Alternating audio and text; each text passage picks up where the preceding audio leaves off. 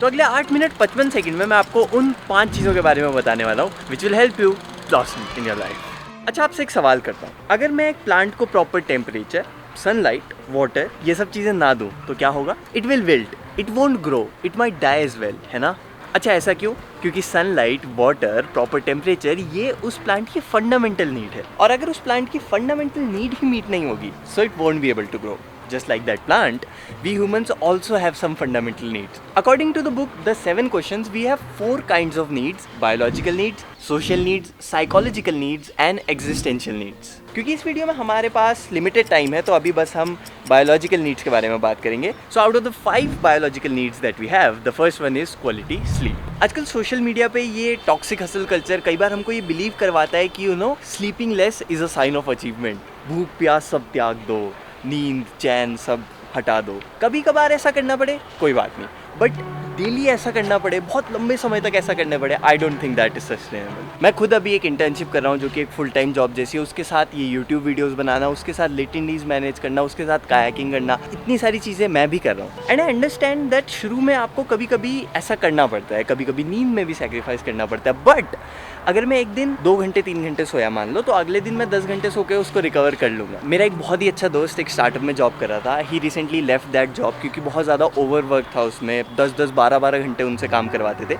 And that is not sustainable in the long run. कई studies ने ये पाया है कि जो ऑर्गेनाइजेशंस अपने एम्प्लॉयज़ से बहुत ही ज़्यादा ओवरवर्क करवाती है, that cost them more in the long term, because stress, overwork या बर्नआउट की वजह से ना ही वो लोग एफिशिएंटली काम कर पाएंगे, वो बहुत जल्दी बीमार होने लगेंगे। और इसका प्रत्यक्ष एग्जाम्पल मेरा वो दोस्त है, वो खुद तो बीमार हुआ ही, और उसने बताया कि उसके कंपनी में किसी हफ्ते 4 लोग बीमार हैं, किसी अगले हफ्ते 6 लोग बीमार हैं, और हमेशा कोई ना कोई बीमार रहता था। I read a beautiful line somewhere, the world wants to be a billionaire but a sick billionaire just wants to be healthy. काम करो, दिल लगा के करो, अपना 100% दो, but at the same time अपने आप को रिकवर करने का भी टाइम दो। हेल्दी अमाउंट्स ऑफ स्लीप लो, 7 आवर्स, 8 आवर्स, अगर जरूरत पड़े तो 8.5 घंटे। वो डिपेंड करता है आपका वर्क कितना है, कितनी physical activity and all that stuff. And not only the amount of sleep, but आपकी क्वालिटी ऑफ स्लीप भी अच्छी होनी चाहिए। अपनी स्लीप क्वालिटी को इंप्रूव करने के लिए कुछ टिप्स हैं, ये देख सकते हैं आप स्क्रीनशॉट में, द 7 क्वेश्चन से लिया गया है। वीडियो को पॉज कीजिए, इन टिप्स को देखिए और फिर वीडियो प्रोसीड कीजिए। The second one is quality nutrition, which is so very important for our physical as well as mental health. अगर मैं खुद की बात करूँ तो मैंने 2012 में कोल्ड ड्रिंक्स पीना छोड़ दिया था, फास्ट फूड खाना छोड़ दिया था। इससे डेफिनेटली मेरी लाइफ में पॉजिटिव चेंजेस आए हैं। हाँ, ऐसा नहीं है कि मैं कभी अनहेल्दी नहीं खाता हूँ, कभी कभी ऐसे नमकीन खा ली है ना, कभी बिस्किट खा लिए, क्योंकि नमकीन में पाम ऑयल होता है, बिस्किट्स में मैदा होता है, which are not healthy, most of the biscuits में होता है, but I am trying to minimize my consumption of that as well. और इसके जो इफेक्ट्स हैं वो लॉन्ग टर्म में तो डेफिनेटली देखने को मिलते हैं, बहुत सारी इस पर रिसर्चेज हुई है, लेकिन मैं सच बता रहा हूँ इसके इफेक्ट शॉर्ट टर्म में भी देखने को मिलेंगे। आप एक हफ्ता हेल्दी डाइट खा के देखो, आपको खुद से एनर्जी लेवल में अपने डिफरेंस नजर आने लगेगा। अब प्रॉपर खाना खा लिया, प्रॉपर सो गए, लेकिन एक और चीज़ बहुत इंपॉर्टेंट है, and here we come to the third point, that is physical exercise. जब आप एक्सरसाइज करते हो तो certain hormones which regulate your happiness levels वो रिलीज होते हैं आपकी बॉडी में। Not only do you get physically fitter and stronger, but आपकी इससे मेंटल हेल्थ भी अच्छी होती है। तो उसी बुक में जिसकी मैं बात कर रहा था, द 7 क्वेश्चंस, उसमें एक बढ़िया सी ट्रिक है। तो अगली बार जब आप अपने आप से ये बोलो कि I don't have time to exercise, अपने आप को इंस्टेड ये बोल के देखो, I choose not to prioritize my mental and physical health, and then ask yourself, is that really true? क्या सच में वो काम इतना इंपॉर्टेंट है? वो काम मतलब जिस काम के लिए आप अपनी हेल्थ को टाइम नहीं दे पा रहे हो, क्या वो सच में इतना इंपॉर्टेंट है कि you sacrifice your wellbeing and sanity for that? क्या सच में ऐसा है? Ask yourself. कुछ टिप्स मैं अपने पर्सनल एक्सपीरियंस से देना चाहूँगा।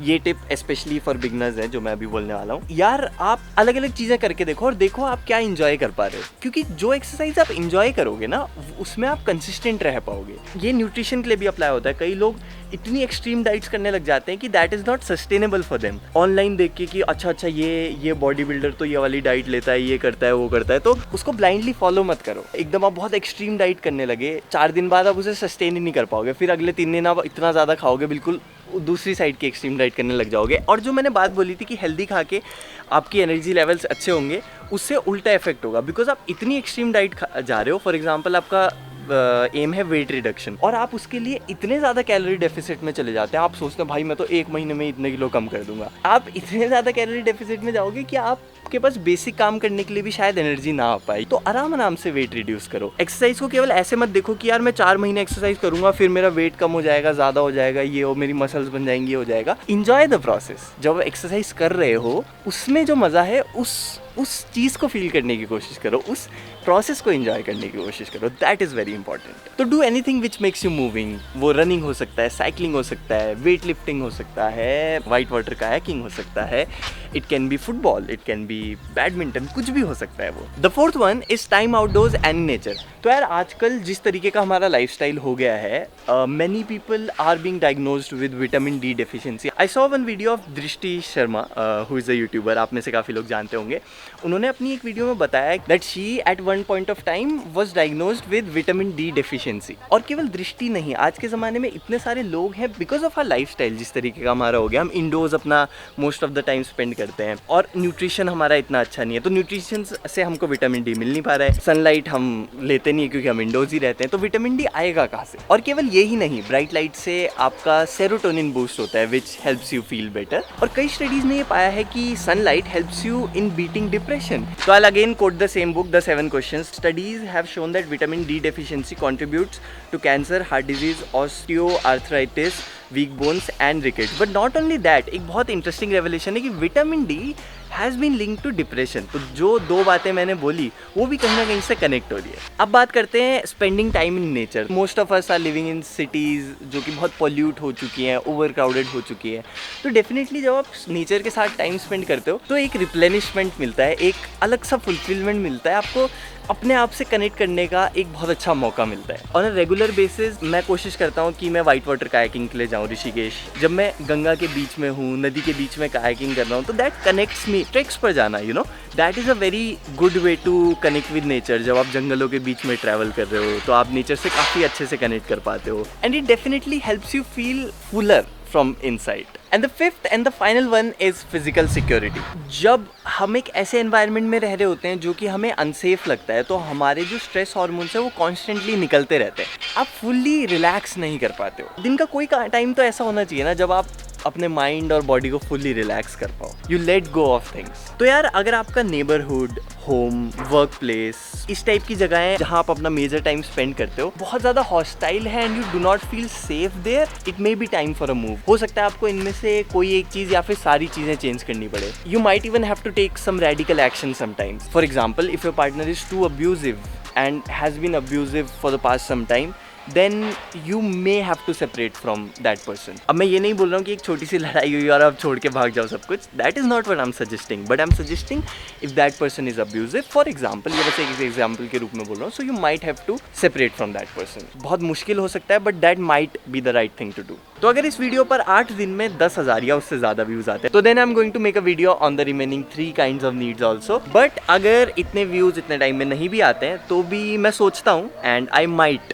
make a video. तो कमेंट करके ज़रूर बताना if you want to see such a video. और अगर आप इन नीड्स के बारे में, ये सब कॉन्सेप्ट्स के बारे में और डिटेल में जानना चाहते हो तो I would highly recommend you to check out the link in the description जिसमें मैंने ये बुक द 7 क्वेश्चंस का लिंक दिया है। सो आज जो मैंने आपको बताया उससे आपको क्या करना है, आपको अपने आप से 2 सवाल पूछने हैं। पहला सवाल आपको ये पूछना है कि क्या मेरी फंडामेंटल नीड्स मीट हो रही है, और दूसरा आपको अपने आप से ये पूछना है कि जो नीड मेरी मीट नहीं हो रही है उसको मीट करवाने के लिए मैं क्या कर सकता हूँ। सो आई होप कि इस वीडियो से आपको कुछ सीखने को मिला होगा। Do consider subscribing to my channel if you enjoyed watching the video. अभी मैं वो बोलना चाहता हूँ जो मैंने काफ़ी टाइम से नहीं बोला, that is give 100% in whatever you do, be happy, make others happy and smile.